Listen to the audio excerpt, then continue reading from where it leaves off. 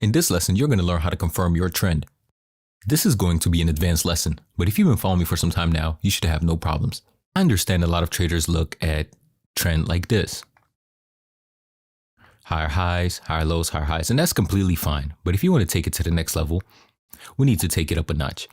And the problem with basic structure is that if the trend is bullish, like we can see here, you can always get caught in these pullbacks. When these pullbacks happen, the trend changes bearish to at least the micro sense, and the trend can always change. So you can never simply just trust your trend based on structure. So what we're going to do here is we're going to limit the distance. We're only going to confirm our trend where the probabilities are in our favor. We're not just going to look at the direction of the market and say, okay, the market is bullish or bearish. We're going to see where the probabilities are in our favor. But before we do this, let's understand what a range is, because this approach requires you understanding what a range is. So where was our previous range? Our previous range was this high right here.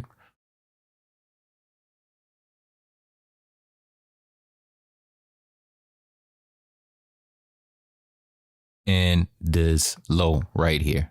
This was our range, the high and the low, and price being stuck in the middle. So when price does come back, it will be revisiting our previous range. Now let's say price started going up and made a sharp turn. Now where's our range? Now our range is this high and this low. So this is the range we're operating in. Now price break structure revisits that range. Once that range is revisited, you're looking at the last low, which is this swing and this swing high. Now let's say price break structure and revisits and drops back down. What is our range? This low and this high, and price is operating within this range. So this is something very important to understand before we proceed. Before we proceed, please make sure you like the video and subscribe to the channel. So let's look at the ranges.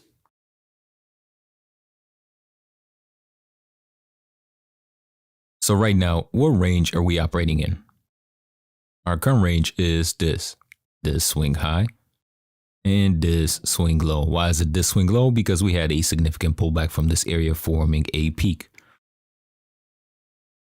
Price rejected from the extreme. So now this is our high, and we are waiting for a low to be formed. Okay, now this is our low. So now this is our operating range.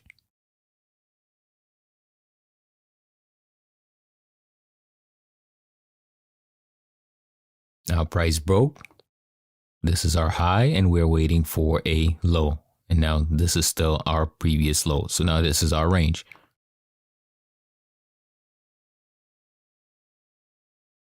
What do we have here? We have this low, and this entire thing now is our range. So now we're waiting for a swing high to be formed. Had a pullback, but it came back real quick, so we're not counting this yet. We had a significant pullback. Now this is our range.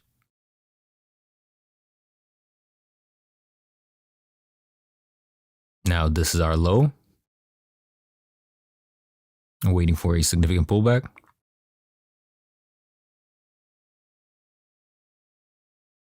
And this is our high. Price broke this range and pulled back, so now this is our range. Price rejected from the extreme, and so on, so on. So this is just the basics. So to use ranges for your trend confirmations, you need to understand the function of a range. So let's say you have a range right here. Understand that once a range is broken, price needs to retrace before expanding.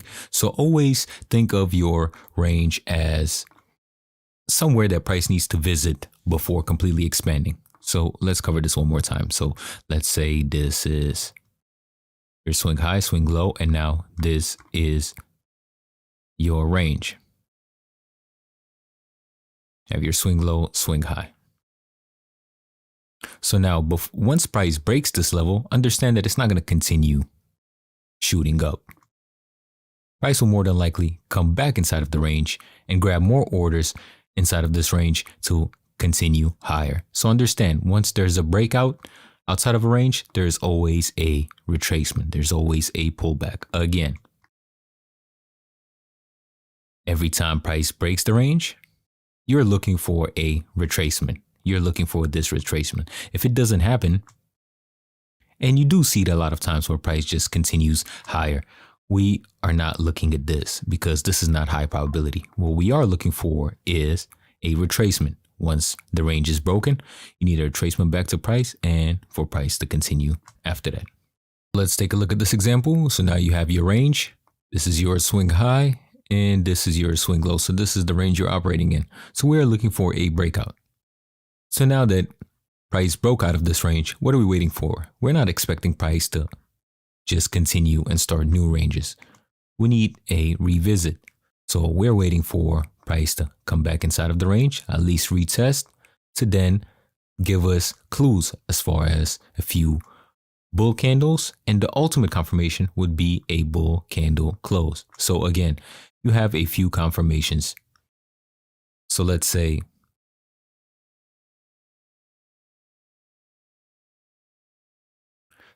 price retest right here. Price drops down, gives you a red candle, and then gives you a green candle, a green daily candle. This is a slight confirmation. Just not a super high probability confirmation, but it's still a confirmation. Now, the ultimate confirmation would be a close above. Once you get a close above, then your trend is confirmed. But if you do get a bull candle here or two bull candles, this is still a form of confirmation. But the best thing is to have a close above. So once that daily candle closes above the previous breakout, since this is our previous breakout, and then you're expecting a retracement, that break above here and a close is the ultimate confirmation.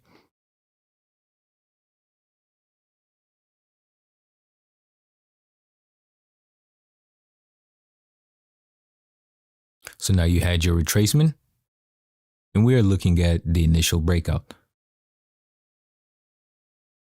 We have a bull candle. This is one confirmation. And again, you could start looking for bull setups once you see a green candle, but this is not your highest form of confirmation. The highest form would be your close above. So now you have two green candles. So your trend was correct here on this daily candle.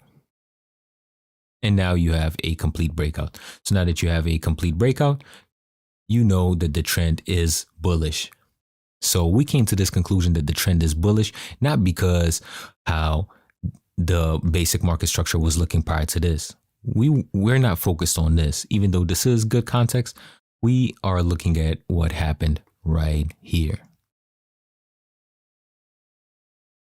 So let's take a look at this example. As you can see, there is a change of character. And we can understand that the trend wants to go bullish, but we cannot confirm that. We have no confirmations. So this is the range. This is our swing high, this is our swing low, and this is the range we're operating in as far as the daily time frame goes. So now we have a break. So what are we waiting for? Now that we have our break, we are waiting for a retest. This break does not mean price will continue higher. Absolutely not. We're waiting for a retest. So now we have our retest. So once you have your retest, you look at that previous breakout and you mark it.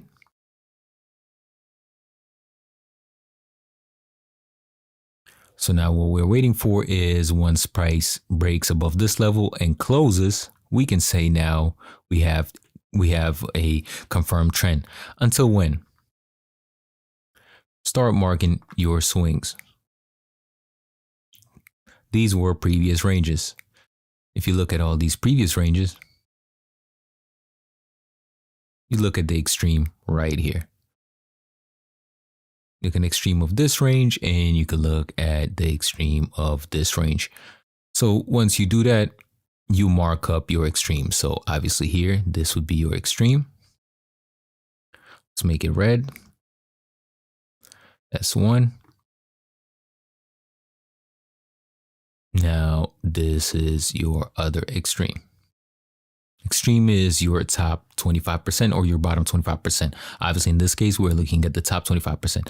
So we have a bullish trend up to this point.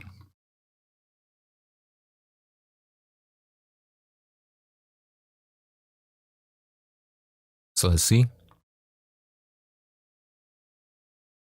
The candle did not completely close above. Now we have a close. So now we have a confirmed trend until this point. This is our first point of danger. Price can always reverse from here or anywhere close to this level. So I always say if you have a wide range where you can trade from here all the way to somewhere close to your danger zone, that's completely fine. Here, price can always reverse. But now you have your confirmed trend. And now, as you can see, price is reversing and forming a new range. So now you start this process all over again. So here we have a different example.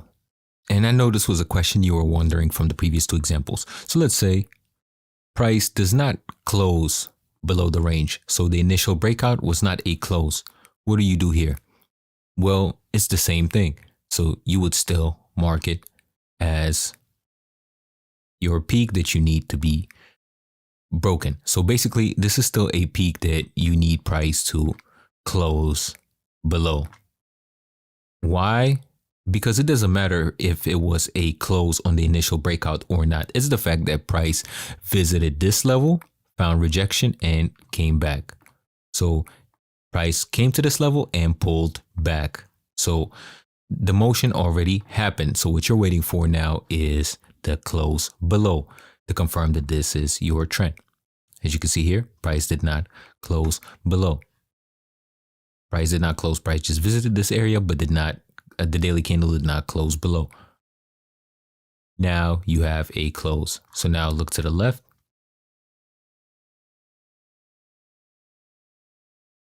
What is a level of resistance?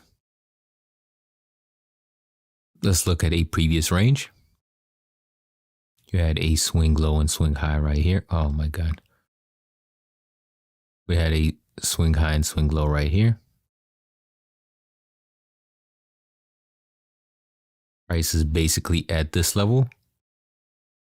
Let's look for a deeper one.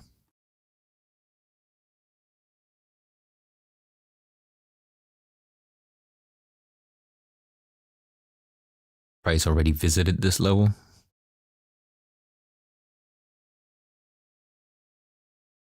Yep, this is a fresh discounted level. So now you have your bias, your trend confirmed all the way until here, unless there is another range formed. So unless there is another clear range formed, and then you'll start looking for another confirmation. But until then, your target is right here. And your trend is confirmed. And of course, if anything, at least you know the next few days or a week will be bearish. And that's how I personally look at trends. This is how I find my daily bias or weekly bias. And here you have a new range. So this is when you pull out your low and you pull out your high. Now you have your range and you start the same process again. Hope you guys enjoyed this lesson. Make sure you like, share, and subscribe, and make sure you visit our website and use code ETMARMY for 20% off.